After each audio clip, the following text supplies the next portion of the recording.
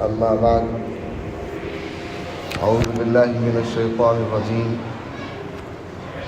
بسم الله الرحمن الرحيم يا أيها الذين آمنوا عليكم أنفسكم صدق الله العظيم.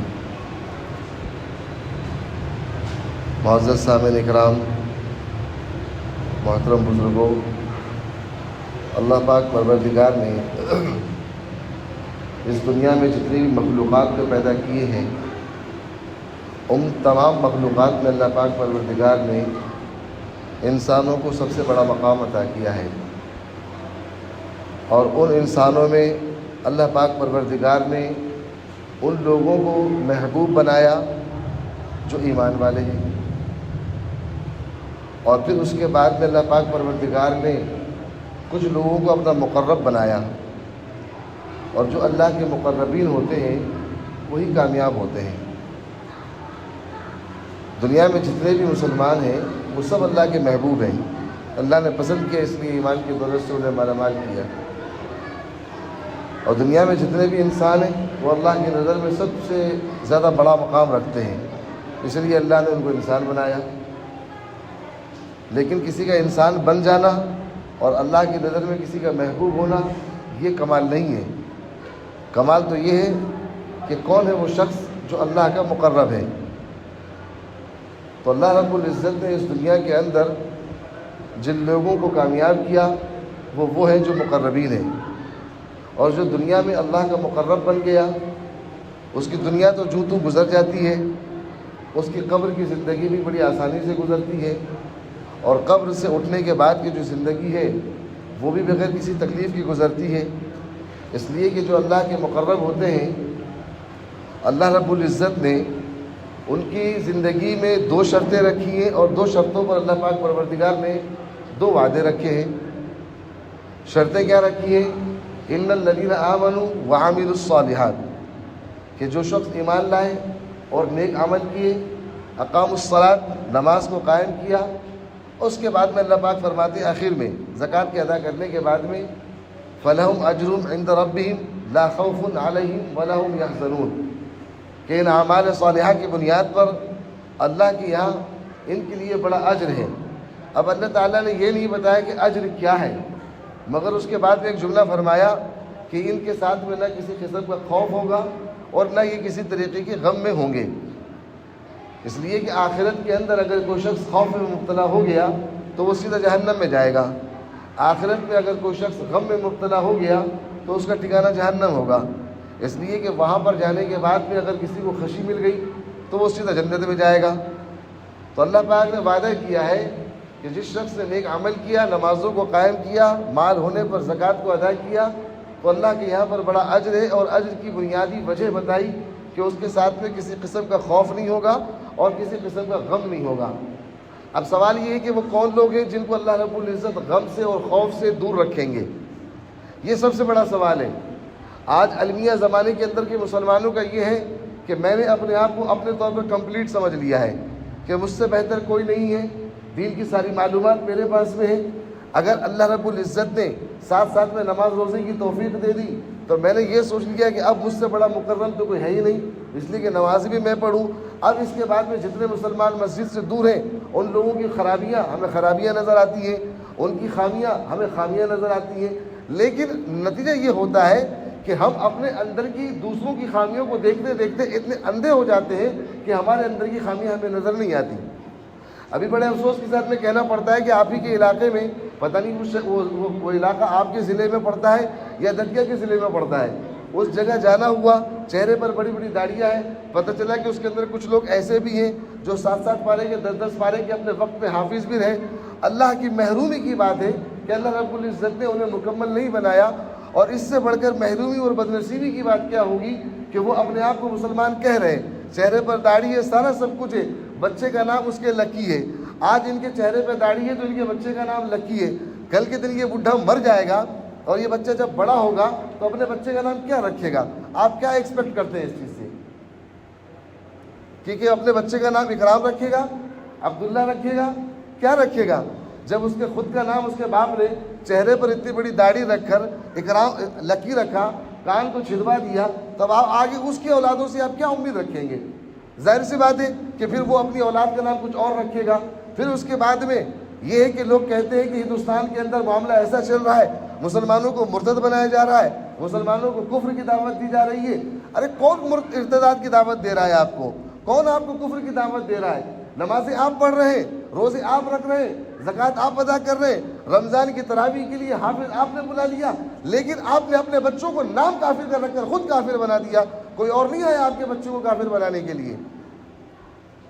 اب اس سے بڑھ کر اور بدنصیبی کی کیا بات ہوگی کہ گھر کے اندر 3 گاڑیاں، 5 گاڑیاں، اس کے باوجود ان کے پاس میں نماز پڑھنے کے لیے، اللہ کی عبادت کے لیے جگہ نہیں ہے۔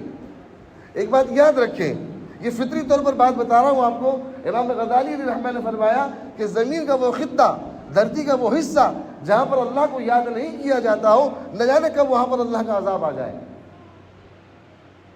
اب تاریخ گواہ ہے، قرآن کے واقعات آپ دیکھیں، احادیث کے اندر جو واقعات کو نقل کیا گیا آپ ان کو دیکھیں، ایسی جگہوں پر اللہ نے اپنا عذاب بھیجا ہے کہ جن جگہوں پر نبی وقت موجود ہے۔ حضرت نوح علیہ السلام کے زمانے میں ان کے قوم میں اور ان کے علاقے میں جو عذاب آیا، حضرت نوح کی موجودگی میں آیا نا، نبی کی موجودگی میں اللہ کا عذاب آ رہا ہے۔ حضرت صالح کی قوم کو تباہ برباد کیا گیا، حضرت لوط کی قوم کو تباہ برباد کیا گیا، یہ قوم سمود کو تباہ برباد کیا گیا۔ قرآن چیخ چیخ کر بتا رہا ہے کہ اللہ تعالیٰ نے ان لوگوں کے ساتھ میں کیا معاملہ کیا۔ اور مزے کی بات تو یہ ہے کہ یہ تمام کے تمام قومیں اور یہ علاقے جن کو اللہ نے اپنے عذاب میں لپیٹ میں لیا، ان کے درمیان میں وقت کا نبی موجود تھا۔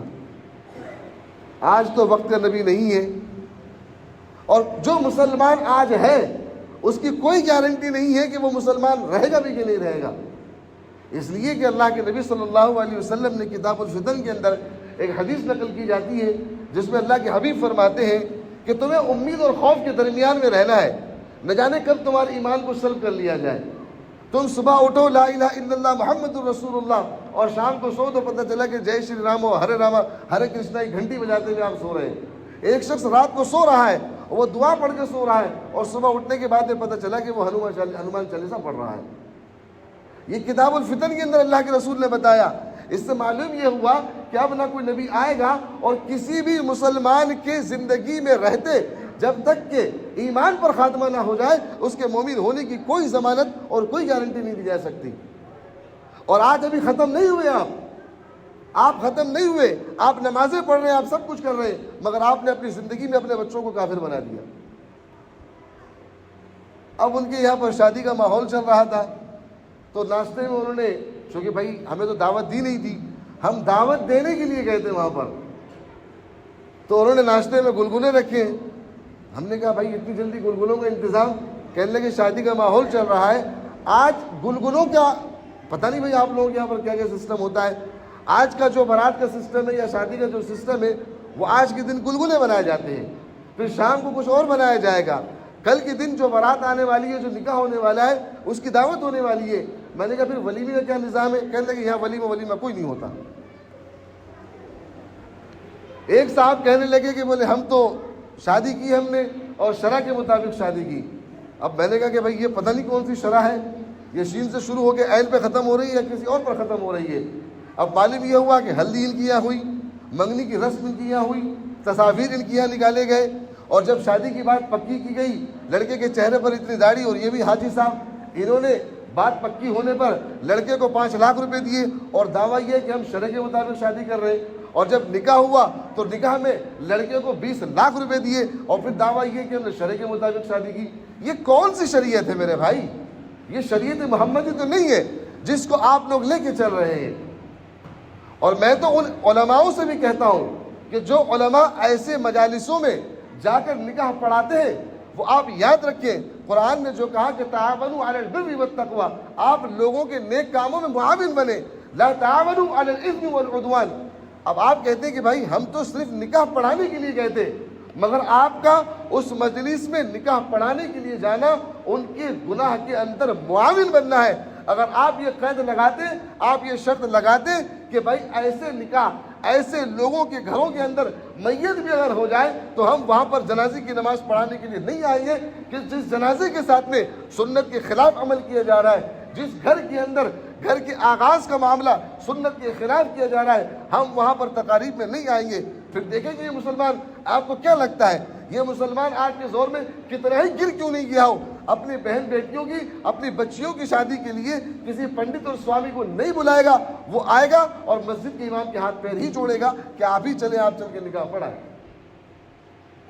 میں نے جو آیت کریمہ تلاوت کی ہے وہ آیت کریمہ کا لب لباب یہ ہے کہ اللہ پاک پروردگار نے اس امت کے لیے، خاص طور پہ اس امت میں اس وقت کے لیے یہ پیغام ہے قرآن کا کہ آپ کو خود کو اپنی اصلاح کرنی ہے۔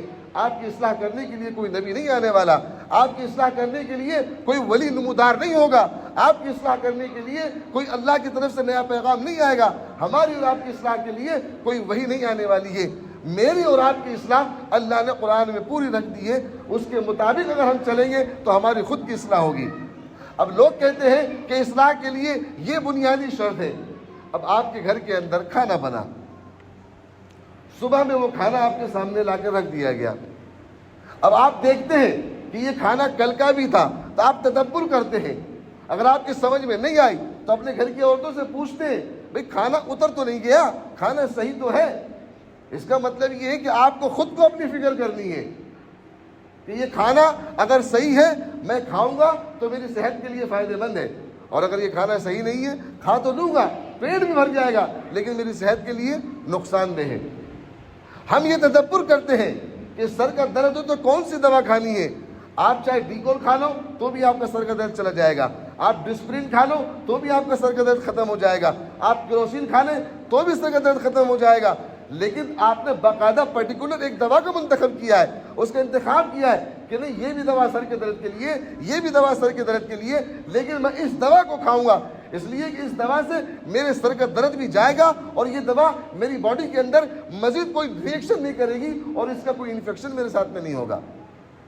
ایک ڈاکٹر ہے، وہ بھی وہی ڈاکٹر ہی پڑھ کر آیا ہے، مگر آپ تلاش کرتے ہیں MBBS ڈاکٹر کو، آپ اپنی بیوی کے بچے کی پریگننسی کے لیے، حاملہ عورت کے لیے الگ ڈاکٹر تلاش کرتے ہیں، ہارٹ کے لیے آپ کے شہر کے اندر نہ جانے کتنے ڈاکٹر ہیں، دتیا کے اندر بھی ڈاکٹر ہے، مگر دتیا کا آدمی ہارٹ کی بیماری کو دکھانے کے لیے وہ گوالیار آ رہا ہے۔ ارے آپ اس ڈاکٹر کے پاس جاؤ تب بھی مرو گے، اگر آپ اس ڈاکٹر کے پاس میں نہیں جاؤ تب بھی مرو گے، لیکن باقاعدہ آپ نے اس کے لیے ایک پلان بنایا ہوا ہے کہ اس بیماری کے لیے فلاں ڈاکٹر کے پاس جانا، اس بیماری کے لیے فلاں ڈاکٹر کے پاس میں جانا، یہ بیماری ہو جائے تو پھر بھوپال جانا، وہ بیماری ہو جائے تو بامبے جانا۔ ہم نے باقاعدہ ہر ایک چیز کو ایکسپیکٹ کیا ہوا اپنی زندگی کے اندر کہ اگر ہم اس طریقے سے کریں گے تو ہمارے ساتھ میں صحت کا معاملہ ہوگا۔ ہر بیمار اس بات کو جانتا ہے کہ وہ مر بھی سکتا ہے، اسے صحت بھی مل سکتی ہے، مگر کوئی مسلمان اس بات کی فکر میں نہیں ہے کہ اگر اس نے اپنے ایمان کی فکر نہیں کی تو کوئی بعید نہیں ہے مرنے سے پہلے اللہ پاک اس کو ایمان کی دولت سے محروم کر دے۔ علامہ کشمیری علی الرحمٰن نے فرمایا سورہ توبہ کی ایک آیت کی تفسیر کے اندر کہ اللہ رب العزت ہدایت یوں دیتے ہیں جیسے آپ نے بٹن دبایا اور پنکھا چالو، آپ نے ریموٹ سے دبایا بٹن اور AC چالو، آپ نے بٹن دبایا گاڑی اسٹارٹ، لیکن جب وہ خراب ہوتی ہے نا گاڑی تو بیک وقت خراب نہیں ہوتی، چلتے چلتے خراب ہوتی ہے۔ تو ایمان جب اللہ رب العزت دے دیتے ہیں تو اللہ رب العزت یوں جھٹکے میں ایمان کو واپس نہیں لیتے ہیں۔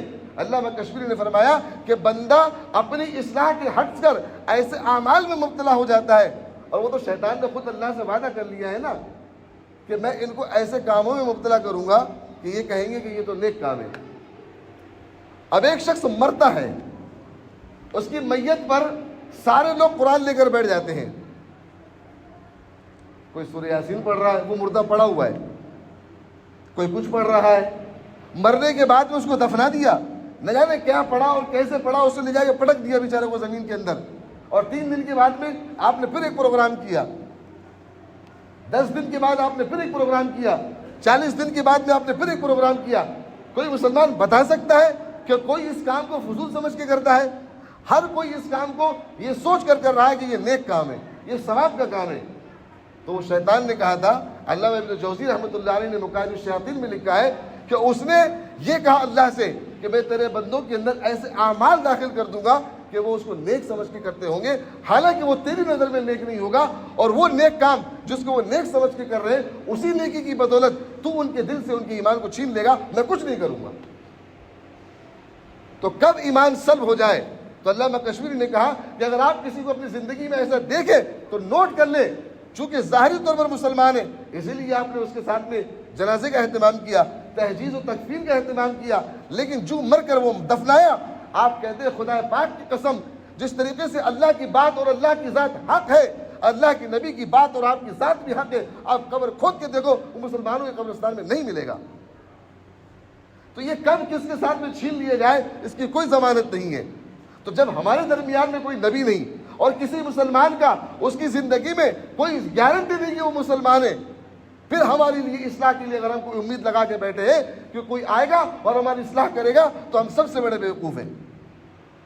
اب یہ شادیوں میں جو معاملات کر رہے ہیں، گھروں کے اندر جو بھی معاملات ہم کر رہے ہیں، آپ بتائیے کہ ان معاملات کے لیے کون ایسا اللہ کا نیک بندہ تھا جس نے آپ کو آ کر یہ بتایا کہ آپ کو سگائی کی رسم کرنی ہے، کس نے آپ کو آ کر بتایا کہ آپ کو انگیجمنٹ کی رسم کرنی ہے، آپ نے اپنے بچے کے پیدا ہونے پر برتھ ڈے سیلیبریٹ کیا، کس نے آپ کو بولا، کون سے قرآن کی آیت میں آپ نے پڑھا، کس نے منبر سے بیٹھ کر آپ کو یہ پیغام دیا کہ مسلمانوں تم یہ کام نہیں کرتے ہو، تم یہ کام کرو۔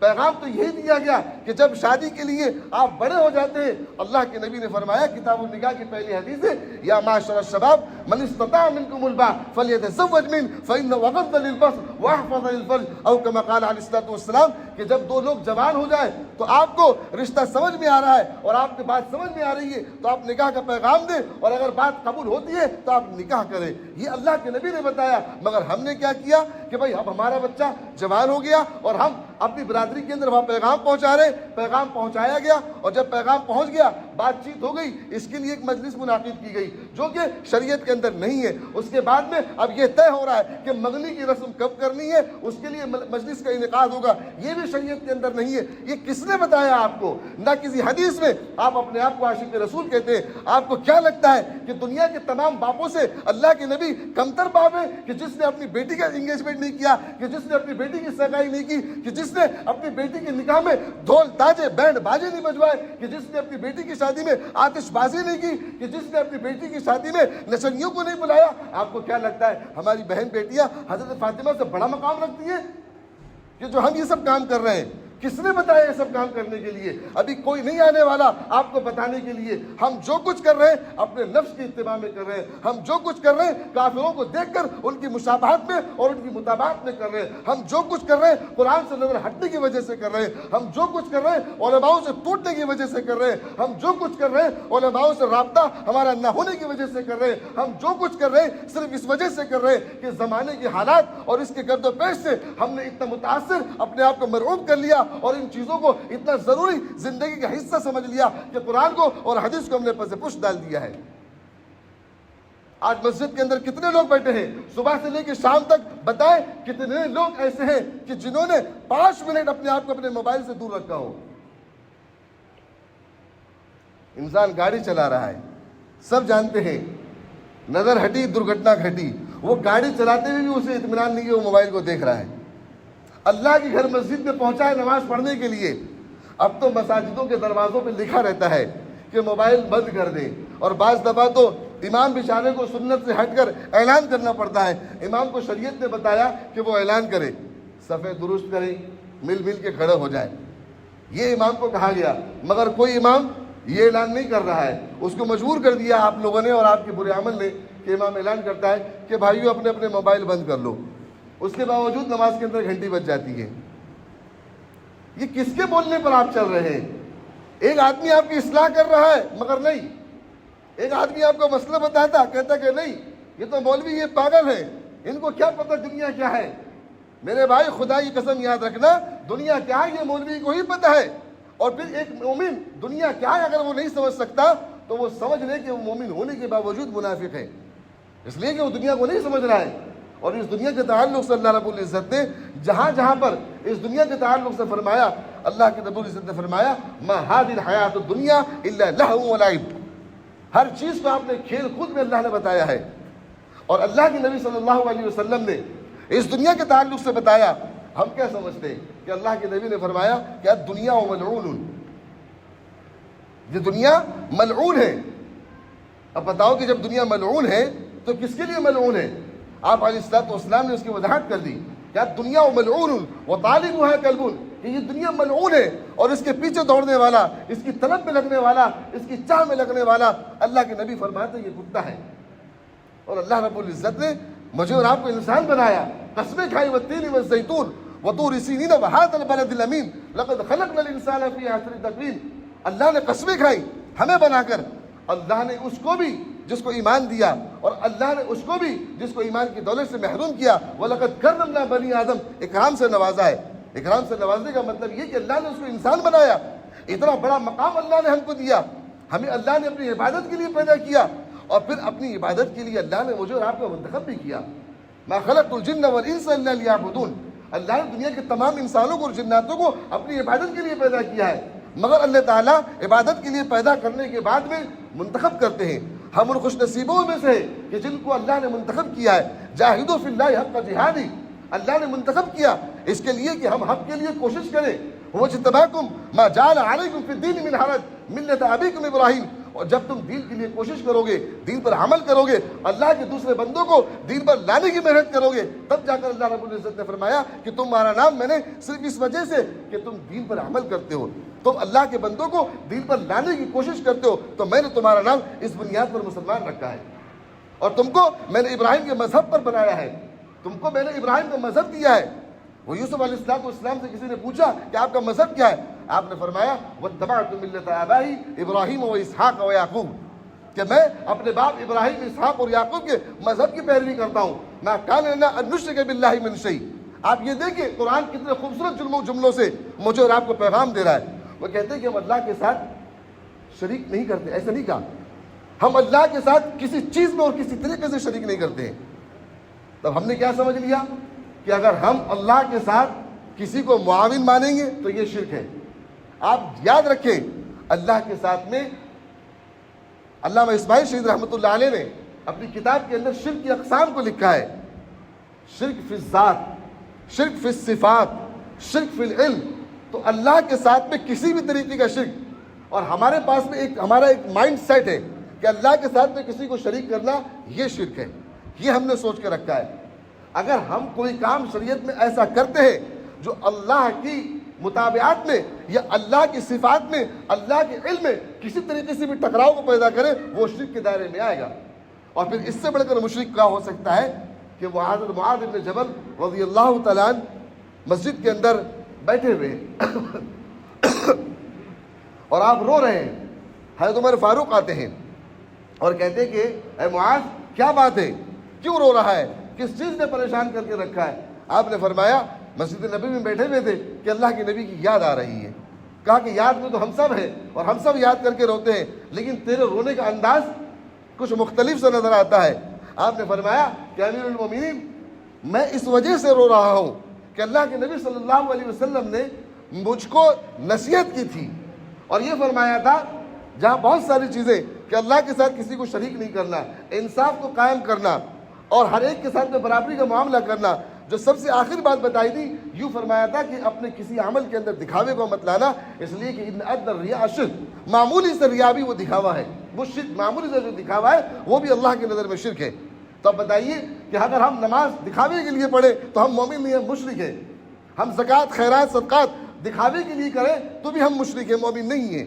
اگر ہم کوئی بھی کام کرتے ہیں جس کے اندر دکھاوا آ جائے، اب یہ جتنے بھی معاملات ہم کر رہے ہیں اپنی ذات سے ہٹ کر، شادیوں میں، بیاہوں میں، رسم و روایت، خرافات، یہ سب کس لیے کر رہے ہیں؟ اس لیے نہیں کر رہے کہ یہ شریعت میں ثابت نہیں ہے. یہ کام ہم صرف اس وجہ سے کر رہے ہیں محلے والے کیا کہیں گے، یہ کام ہم صرف اس وجہ سے کر رہے ہیں کہ پڑوسی کیا کہے گا، یہ کام اس وجہ سے کہ کون کیا کہے گا. یعنی کہ زمانے کو دکھانے کے لیے آپ نے اس عمل کو کیا، آپ مومن ہونے کے باوجود آپ مشرک ہو گئے.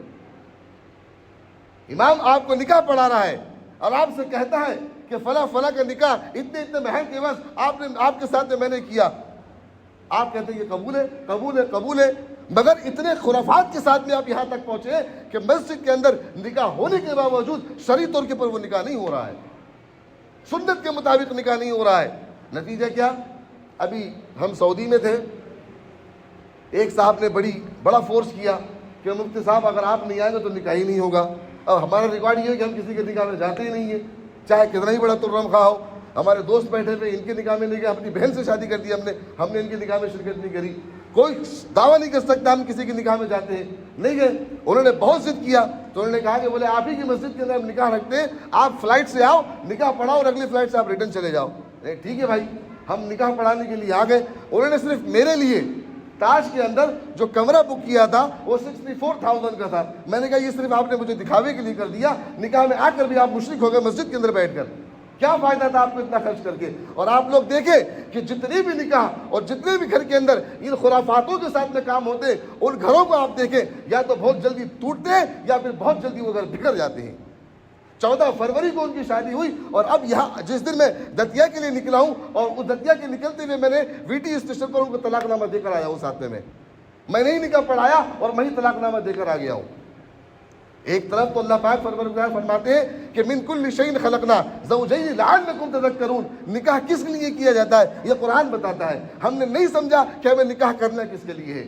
اللہ کے نبی نے فرمایا کہ آپ ایسی عورت سے نکاح کرو جو زیادہ بچے پیدا کرنے والی ہو، اور ہم نے کیا کیا، ہم نے کنٹرول کرنا شروع کر دیا کہ بچے زیادہ ہوں گے تو ان کی پرورش کیسی ہوگی، بچے زیادہ ہوں گے تو ان کے رزق کا معاملہ کہاں سے آئے گا، بچے زیادہ ہوں گے، بچے زیادہ ہوں گے، بچے زیادہ ہوں گے۔ ابے جاہل، بچے زیادہ ہونا ہے اسی لیے تجھے شادی کرنی ہے۔ اللہ کے نبی نے فرمایا، اس کی علت بتائی کہ جب روز محشر تمام انبیاء کرام اور تمام امتیں جمع ہوں گی، اس وقت میں اپنی قوم، اپنی امت کی تعداد کے زیادہ ہونے پر فخر محسوس کروں گا، اور ان لوگوں سے کہوں گا کہ تمہیں اللہ نے 100 سال، ہزار سال دیے، اس کے باوجود تم دیکھو تمہارے لوگ کتنے، اور میری امت کو دیکھو اللہ نے 50 60 سال کی زندگی دی تھی، اور دیکھو میری تعداد کتنی ہے۔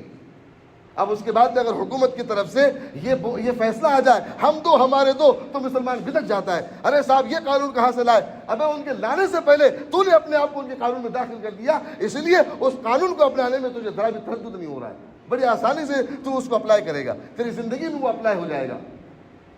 ہم نے نکاح کو کیا سمجھا کہ ہم نے نکاح کو سمجھا کہ صرف مزے لینے کے لیے ہم نکاح کرتے ہیں، اور اللہ کے نبی کیا فرماتے ہیں اور قرآن کیا کہتا ہے، ان دو چیزوں کو دیکھیں اور اپنی اصلاح کریں میرے بھائی۔ اللہ کے نبی فرماتے ہیں کہ نکاح اس لیے کرنا ہے کہ ہماری نظروں کی حفاظت ہو جائے، نکاح اس لیے کرنا ہے کہ زنا کا دروازہ بند ہو جائے، نکاح اس لیے کرنا ہے کہ آپ بد نظری کے گناہ سے بچ جاؤ۔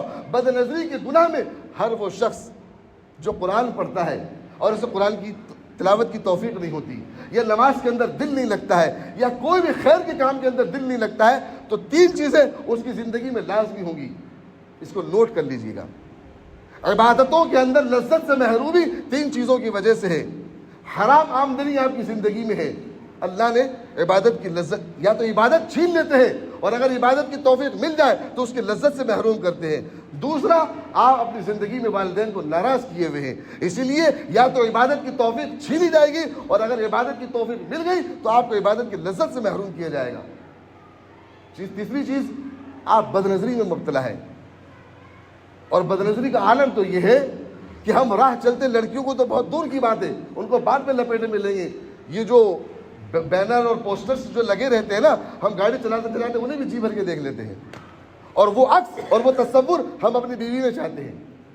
حضرت تھانوی رحمۃ اللہ علیہ نے فرمایا کہ اگر آپ فاحشاؤں کو دیکھ کر، ایسی باہر کی چیزوں کو دیکھ کر یہ تصور اگر اپنی بیوی میں چاہتے ہو تو تم اپنی بیوی کے ساتھ میں زنا کر رہے ہو۔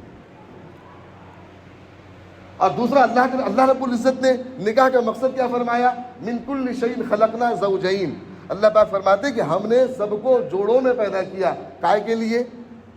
تاکہ تم مزے لو، رمضان کے مہینے میں روزے توڑ لو؟ نہیں، یوں فرمایا کہ من کل شیء خلقنا زوجین، کہ ہم نے جوڑوں میں پیدا کیا، لعلکم تذکرون، تاکہ تم اللہ کو یاد کرنے والے بنو۔ معلوم یہ ہوا بیوی کو شوہر کا ملنا یہ نعمت ہے، اور آدمی کو بیوی کا ملنا اللہ کی بہت بڑی نعمت ہے، اس لیے کہ جب تم دو ملتے ہو تو اللہ کی یاد کرنے کا سبب بنتے ہیں، ایک دوسرے کے لیے تم ایک دوسرے کے لیے اللہ کو یاد کرنے کا سبب اور ذریعہ ہو۔ اس لیے اللہ کے نبی نے فرمایا کہ جب نکاح کر کے گھر پہنچو تو جلد بازی گھوڑے اور گدھوں کی طرح نہ کرو، بلکہ اطمینان سے گھر میں داخل ہونے کے بعد میں سلام دعا کے بعد میں 2 رکعت نماز شکرانہ ادا کرو، اور اللہ سے آنے والی زندگی کے فتنوں سے بچنے کی دعائیں کرو۔ یہ کوئی نہیں کرتا، چونکہ کارڈ اتنے کر لیے ہیں شروع سے لے کے آخر تک کہ آپ سنتوں پر عمل کرنے کی توفیق چھین لیتے ہیں اللہ پاک۔ اب سارا ہونے کے بعد میں پھر کہیں گے کہ بھائی ولیمے میں تو شرکت کریں۔ حضرت مانا کہ آپ نکاح میں شرکت نہیں کرتے، کہ بینڈ بج گیا اور یہ ہو گیا اور وہ ہو گیا، ہلدی کی رسم بھی ہو گئی اور پتہ نہیں کون سی رسم ہو گئی، ہاتھ میں ایک لوہا باندھ دیا۔ ہمارے دوست تھا بیچارہ ملا مجھے پپو، میں نے کہا بھائی کس کے لیے باندھا ہوا ہے؟ کہنے لگے کہ وہ شیطان پکڑ لے گا اس کے لیے باندھا ہوا ہے۔ ابھی تم سے بڑا شیطان کون ہے کہ اب تو گھر سے باہر نہیں نکل سکتا، یہاں تک کہ تم مسجد میں بھی نہیں جا سکتا نماز پڑھنے کے لیے، اتنا پابند کر دیا تجھ کو۔ جس عبادت کی ادائیگی پر اللہ رب العزت اتنے اجر کا وعدہ کرتے ہو، اور جس کی ادائیگی نہ کرنے پر اللہ کے نبی نے فرمایا کہ جو شخص بغیر کسی عذر کے، بغیر کسی تکلیف کے مساجد کو چھوڑ کر اپنے گھر میں نماز پڑھتا ہے، چھوڑتا ہی نہیں نماز پڑھتا ہے، جی میں آتا ہے کہ اپنے صحاباؤں سے کہوں جاؤ جا کر جنگلوں سے لکڑیاں اکٹھا کر کے لاؤ اور ان کو آگ میں جلاؤ، دہکاؤ اور اس کو اٹھا کر اس کے اندر پھینک دو۔ گھر کے اندر نماز پڑھ رہا ہے، چھوڑ نہیں رہا، نہ یہ نماز پڑھ سکتا ہے نہ کچھ کر سکتا ہے، تو تجھ سے بڑا شیطان کون ہوگا؟ اب پھر اس کے بعد میں کہیں گے کہ بھائی ولیمہ تو سنت ہے۔ ارے ولیمہ سنت ہے تو ولیمہ سنت کے مطابق ہوتا ہے۔ وہ جو آپ کے علاقے میں گئے، ہم نے کہا ولیمہ، کہا کہ یہاں ہوتا نہیں ہے ولیمہ، اور کسی سے ہم نے پوچھا تو انہوں نے کہا کہ ولیمہ بغیر گوشت کے نہیں ہوتا۔ وہ ایک جنگ سے اللہ کے نبی لوٹ رہے ہیں، جنگ سے لوٹنے میں اللہ کے نبی نے ایک سے نکاح کر لیا۔ صحابہ نے سوچا کہ اب تو ولیمہ ہوگا، بڑا مزہ آئے گا، کھانے کو ملے گا۔ آپ کے پاس میں کچھ کھجوری وجوری تھی، آپ نے کھلا دیا کہ لے جاؤ ولیمہ ہو گیا۔ آپ کی اصلاح اللہ کے نبی کر چکے ہیں، ابھی کسی کی اصلاح کی ضرورت نہیں ہے۔ جو بھی ہمیں شریعت کے خلاف بتائے گا وہ ہمارا مصلح نہیں ہے، وہ ہمارے سر پر شیطان کو اللہ نے مسلط کیا ہے۔ وہ امام داؤد رحمۃ اللہ علیہ نے ایک حدیث کو نقل کیا کہ ایمان کے بعد میں اعمال کے ذریعے ایمان کی حفاظت کی جاتی ہے۔ اگر ایمان کے بعد میں اعمال کے ذریعے ایمان کی حفاظت نہیں کری تو یہ آپ کے قلب سے ایسے نکل جائے گا جیسے صحرا کے اندر ذرا سی لاپرواہی سے آدمی کے ہاتھ سے اونٹ کی لکیر غائب نکلی کہ وہ اونٹ غائب ہو جاتا ہے۔ تو یہ دل سے ایمان ایسے نکل جائے گا، آدمی مومن تو رہے گا لیکن کام سارے اس کے وہ رہیں گے جو شاید آج کا کافر بھی نہیں کرتا، جو آج کا مسلمان کرتا ہے۔ تو میرے دوستوں اور بزرگوں، زندگی کا پتہ کسی کا کوئی نہیں، ہمیں خود اپنی اصلاح کرنی ہے۔ اس لیے قرآن پاک کے اندر اللہ پاک نے فرمایا یا ایھا الذین آمنوا قوا انفسکم، کہ خود کو آپ اپنے آپ کو بچاؤ، تمہیں کوئی نہیں بچانے والا جہنم کی آگ سے، جہنم کے ایندھن سے، اللہ کی ناراضگی سے کوئی نہیں بچانے والا۔ اللہ کو راضی کرنا ہے تو ہمیں خود اپنے آپ کو ان اعمال پر لانا ہوگا جن سے اللہ رب العزت راضی ہوتے ہیں۔ اپنے گھروں کے حالات کو درست کرنا ہے تو ہمیں اپنے آپ کو ان اعمال پر لانا ہوگا جن اعمال سے اللہ کی رحمت کا نزول ہوتا ہو۔ ہم چاہتے ہیں کہ پورے ملک کے اندر رحمت اور امن کے، سلامتی کے، اللہ کی طرف سے رحمت کا نزول ہو، سکینے کا نزول ہو، ظالموں کے ظلم سے ہمیں چھٹکارا مل جائے، ظالم حکمرانوں کے ظلم سے ہمیں چھٹکارا مل جائے، باطل کی نگاہیں جو مسلمانوں پر، اسلاموں پر، مساجدوں پر، مراکز پر، مدارس پر ہے، ان تمام سے ہٹ جائے۔ یاد رکھو گواہیر والوں، کتنی دعائیں کر لو، کتنا کچھ کر لو، یہ بادل کبھی نہیں ہٹیں گے۔ اگر دعاؤں سے باطل ختم ہوتا تو اللہ کے نبی نے بہت دعائیں کی۔ اعمال سے باطل کا اختتام ہے۔ ہم خود اپنی اصلاح کریں، اپنے گھر کی شادیوں کو اسلام کے مطابق کریں، سنت کے مطابق کریں، نمازوں کو سنت کے مطابق پڑھیں۔ جو لوگ پڑھ رہے ہیں وہ اپنے امام کا دامن پکڑے، اس کا ہاتھ پکڑے، اس کے پاس میں بیٹھے اور کہے خدا کے واسطے میری سورہ فاتحہ کو سن لے، اپنی اصلاح کرے، اپنی سورہ فاتحہ کی اصلاح کرے۔ پتہ چل جائے گا آپ کو کہ آپ صحیح پڑھتے ہیں یا غلط پڑھتے ہیں۔ ذرا سی غلطی کی وجہ سے نماز کے اندر قرآن کے اگر آپ نے ایسا پڑھ دیا کہ جس کی وجہ سے معنی اور مفہوم بدل گئے تو وہ نماز آپ کی باطل ختم ہو جاتی ہے۔ نماز پڑھنے کے باوجود وہ نماز ہمارے کھاتے میں نہیں ہے۔ اس لیے ان تمام چیزوں کی فکر کریں اور دینی ماحول بنائیں۔ جب تک دینی ماحول نہیں ہوگا، خدا کی قسم ان ظالموں سے ہمیں چھٹکارا کبھی نہیں مل سکتا۔ جب تک دینی ماحول نہیں ہوگا، ہماری مساجد نمازیوں سے بھری ہوئی نہیں ملے گی۔ اللہ تعالیٰ سے دعا ہے کہ اللہ پاک میری بھی اصلاح کرے، آپ کی بھی اصلاح کرے اور قرآن و سنت کے مطابق ہمیں زندگی گزارنے کی توفیق عطا فرمائے۔ وآخر الدعوانا الحمدللہ۔ سنتیں پڑھ لیں جن حضرات نے سنتیں نہیں